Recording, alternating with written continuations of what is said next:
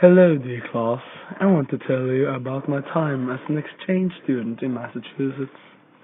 I live with an African American family who originated from New Orleans, so jazz and soul music always flowed through the halls. The mother of the family is a social worker with an average income, while the father works in the embassy and has a rather high income. They have been married for 20 years and have a son that just moved out, so I'm the only youngster in the house. The school I went to was the fine establishment called Westwood High School, a very decent school indeed. When I was there, I felt like the teachers and fellow students really cared about me, which is an important part of learning and socializing. The family I stayed with was incredibly nice. They actually had a son my age, and we became close friends. Both the house and the location was great. I lived 5 minutes away from my school in walking distance, so I always had a comfortable morning. I went to Westwood High School, which is one of the best public schools in Boston. The academics were great, as well as the environment between the students. I made a lot of friends, and I already miss them. And I also miss the cafeteria. It is way better than the one at my school in Norway.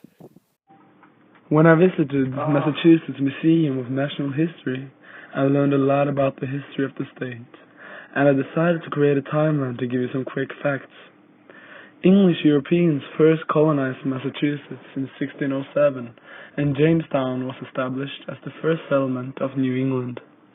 In 1620, Mayflower, which was a ship, arrived in Massachusetts with English pilgrims, and the pilgrims established the settlement known as Plymouth. In 1621, the Pilgrims signed treaty with the Indians and celebrated the first Thanksgiving. In 1639, the first American post office opened in Boston, and the first free public school of America was established. Massachusetts became a royal colony of England in 1692. In 1773, the famous Boston Tea Party took place. Colonists threw tea into the Boston River in protest of high taxes. 2 years later, the first battle of the American Revolution took place in Lexington. 1 year after the first battle of the American Revolution, British troops were forced to evacuate from Boston. This was the first major victory of the Revolution.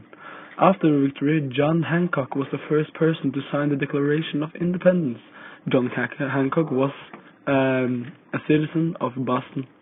In 1788, Massachusetts became the sixth American state.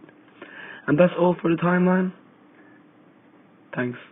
Massachusetts is a state with plenty of traditions. Among others, we have Patriots' Day, which is celebrated the third Monday in April. It is to commemorate the anniversary of the battles of Lexington and Concord. These were the first battles of the American Revolutionary War. This day is important to Massachusetts because the Revolutionary War started in this state. On the same day, the Boston Marathon is held every year, which is one of the world's most prestigious racing events. I remember I watched it last year. It was so much fun, and those who participate, they're really in good shape. During the Boston Marathon in 2013, there was a terrorist attack. The bomb was very close to the finish line, and it killed 3 civilians, in addition to 264 injured people. Another celebration in Massachusetts that occurs in Boston is Boston St. Patrick's Day Parade. This is very important considering that 24% of the population in Boston is of Irish descent. Also, Boston is considered one of America's most Irish cities. The family I stayed with was Irish, so it was a very fun day for me because the whole family dressed up in green colors, and then I went to a pub with my friends after watching the parade. Massachusetts is a very religious state. Most people at my school were Catholics, and that was also 44% of the population.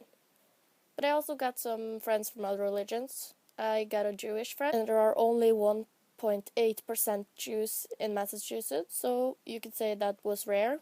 Also a Muslim friend, and only 1.2% of the population are Muslims.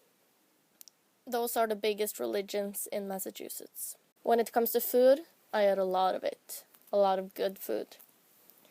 The state in general does not have a lot of traditional food, but in Boston the variety is great. To mention a few of the dishes I ate, we have Boston cream pie. It is not really a pie, it's actually 2 layers of cake separated by a vanilla custard filling. It has been the official dessert of Massachusetts since 1996. Another famous dish is Boston baked beans. One of Boston's nicknames are actually Beantown. I'm not a big fan of beans, to be honest, but I like this dish. It is baked beans with some sort of syrup and bacon on the side. This recipe was really popular among the Pilgrims, and they were taught the recipe from the Native Americans. Clam chowder is also a well-known dish from Massachusetts. It is a soup containing clams and broth.